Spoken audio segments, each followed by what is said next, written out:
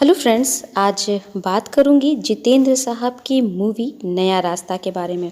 इस फिल्म की कहानी भी सुनाऊंगी और इससे जुड़ी कुछ रोचक बातें भी आप लोगों के साथ शेयर करूंगी। तो चैनल को फटाफट सब्सक्राइब कर लीजिए, बेल आइकन प्रेस कर लीजिए ताकि आने वाले हर वीडियो का नोटिफिकेशन आपको टाइमली मिलता रहे। आइए चलते हैं वीडियो की तरफ। नया रास्ता मूवी रिलीज़ हुई थी 11 दिसंबर 1970 को। आज इस फिल्म को 54 साल पूरे हो गए हैं।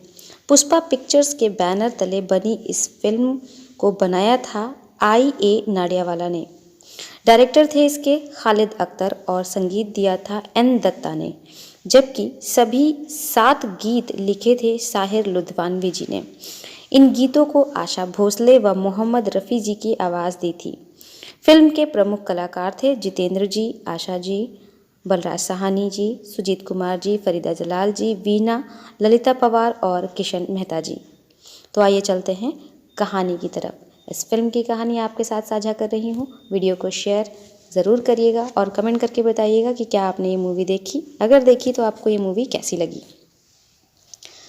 जितेंद्र, जो कि चंदर का कैरेक्टर इस फिल्म में निभा रहे हैं, एक सफल क्रिमिनल लॉयर है, लेकिन अपने पिता की मौत के बाद वो अपने गांव वापस आ जाते हैं और वहां के लोगों के भलाई के लिए काम करना शुरू कर देते हैं। उसी गांव में एक लड़की रहती है जिसका नाम है शल्लो, जिसे चंदर प्रेम करने लगते हैं। शल्लो जो है वो एक दलित वर्ग की लड़की होती है। दलित वर्ग को ध्यान में रख करके ये मूवी बनाई गई है।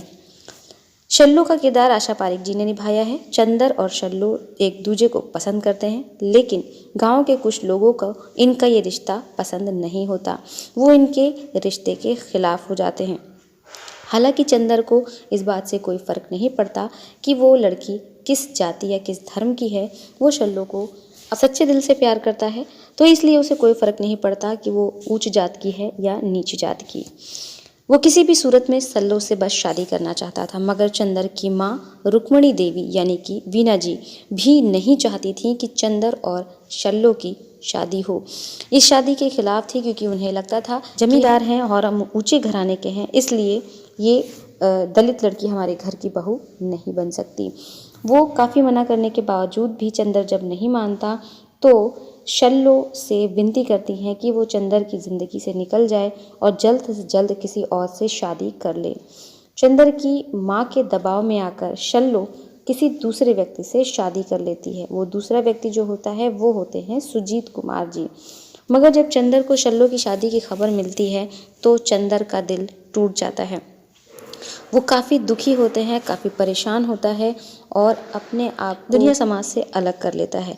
कुछ दिन टूटे दिल के साथ रहने के बाद जब उन्हें इस बात का एहसास होता है कि ज़िंदगी यहीं ख़त्म नहीं होती, मैं अपने गांव वालों के लिए, उनके भलाई के लिए कुछ कर सकता हूँ, वो वापस अपने मिशन में जुट जाता है और पूरी शिद्दत और मेहनत के साथ गांव वालों की भलाई के लिए काम करना शुरू कर देता है। दूसरी तरफ शल्लो के ससुराल वालों को जब ये बात पता चलती है कि चंदर से शल्लो का प्रेम प्रसंग चल रहा था, तो वहाँ उसके ससुराल में उसकी सास और उसके पति उसे अपमानित करके घर से निकाल देते हैं। अगले दिन शल्लो का भाई यानी कि बलराज साहनी जो हैं, वो अपनी बहन से जब मिलने पहुँचते हैं तो वो देखते हैं शल्लो की हालत, चोट लगी होती है और उसे घर के बाहर निकाल दिया गया होता है। तो वो अपनी बहन की तरफ से उनसे ससुराल वालों से रिक्वेस्ट करता है कि मेरी बहन के साथ ऐसा अत्याचार ना करें, लेकिन शल्लो के ससुराल वाले एक भी नहीं सुनते। शल्लो की सास गांव वालों के भड़काने में आकर शल्लो की सास यानी कि ललिता पवार जी अपनी बहू को अपनाने से इनकार कर देती हैं। वहीं दूसरी तरफ चंदर की बहन राधा यानी फरीदा जलाल की शादी ठाकुर सूरज प्रताप सिंह यानी किशन मेहता से हो जाती है। राधा एक गुणी लड़की है। शादी के बाद वो अपने पति को बुरी आदतों को सुधारने के लिए कहती है। दूसरी तरफ राधा रामू और शल्लो के बीच की गलतफहमी को भी दूर करती है। हालांकि रामू की मां शल्लो को बहू के रूप में स्वीकार करने को फिर भी तैयार नहीं होती है। आखिरकार अपनी मां के बर्ताव से तंग आकर रामू और शल्लो घर छोड़कर चले जाते हैं। उस वक्त राधा का पति ठाकुर सूरज प्रताप सिंह रामू और शल्लो को रहने की जगह देता है, मगर ठाकुर ने ये सब इसलिए किया था क्योंकि शल्लो पर उसकी बुरी नज़र थी। एक रात ठाकुर रामू को भड़काता है, साथ ही शराब भी पिलाता है। फिर उन दोनों के बीच झगड़ा हो जाता है। इस झगड़े में रामू की मौत हो जाती है। इत्तेफाक से ये हादसा होते हुए सल्लो अपनी आंखों से देख लेती है। सल्लो को देखकर ठाकुर सल्लो के साथ जबरदस्ती करने लगता है। हाथापाई में सल्लो के हाथों ठाकुर मारा जाता है। सल्लो को ठाकुर का हत्यारा मानकर पूरा गांव सल्लो को जान से मार देना चाहता है, लेकिन चंदर सल्लो को गांव वालों से बचाकर पुलिस को सौंप देता है।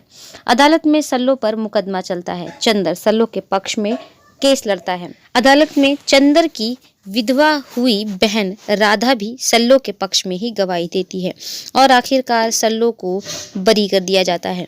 चंदर सल्लो से शादी कर लेता है और इस फिल्म की हैप्पी एंडिंग हो जाती है। तो ये फिल्म ज़रूर देखिएगा। उम्मीद है आप लोगों को आज का वीडियो पसंद आया होगा।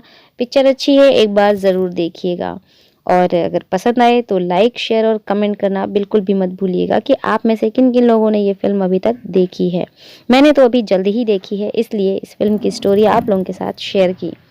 आज के लिए बस इतना ही। मिलूंगी अगले वीडियो में। तब तक के लिए हंसते रहिए, मुस्कुराते रहिए और हमेशा खुश रहिए। मेरे चैनल का सपोर्ट ज़रूर करिए।